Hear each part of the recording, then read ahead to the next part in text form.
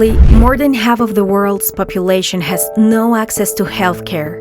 Every year, more than 100 million people fall into poverty due to healthcare costs, and about 950 million spend 10% of their income on medical care. Faced with this reality, self-care has emerged as an option for reducing this inequality and guaranteeing the right to health. But what is self-care and how does it relate to abortion? According to the World Health Organization, self-care is the ability of individuals, families, and communities to promote and maintain health, prevent and cope with disease and disability with or without the direct support of a healthcare provider. What does this capacity include?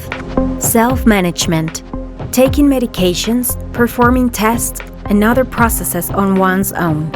Self-analysis, collecting samples, self-diagnosis, and self-monitoring. Self-knowledge, educating oneself, knowing one's own body and making one's own decisions. In addition to this, self-care includes the accompaniment and strengthening of support networks parallel to those of health workers. Having safe environments of family members, friendship, and work groups so that people can manage these services is part of self-care. And how does this concept connect to abortion? The WHO has established abortion as a public health issue, but it is still a right that has many challenges to be fully guaranteed. Today, abortion is partially or fully legal in more than 70 countries, but legal, social, and cultural barriers continue to hinder access. So, what is self-care in abortion? It is the right of women, girls, trans men, and non-binary people to self-manage, in part or in whole, their abortion process, with or without the support of healthcare providers.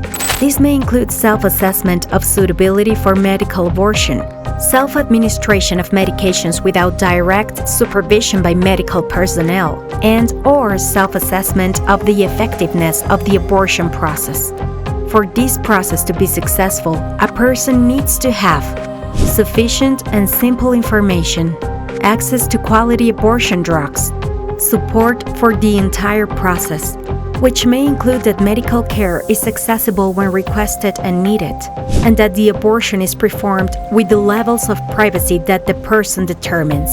To better understand the benefits it can bring, WHO has established 6 principles of self-care in abortion. 1. It focuses on caring for the person. Therefore, it considers their perspectives. 2.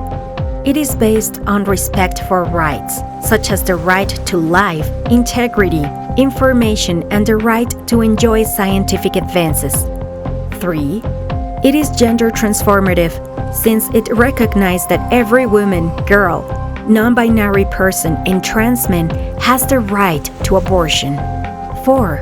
It is inclusive, as it facilitates access to all people who require an abortion. 5.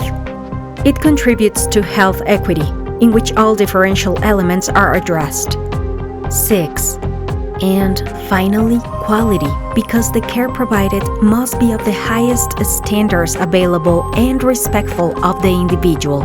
Medical abortion outside health institutions is safe and effective, because self-care is an act of health and well-being.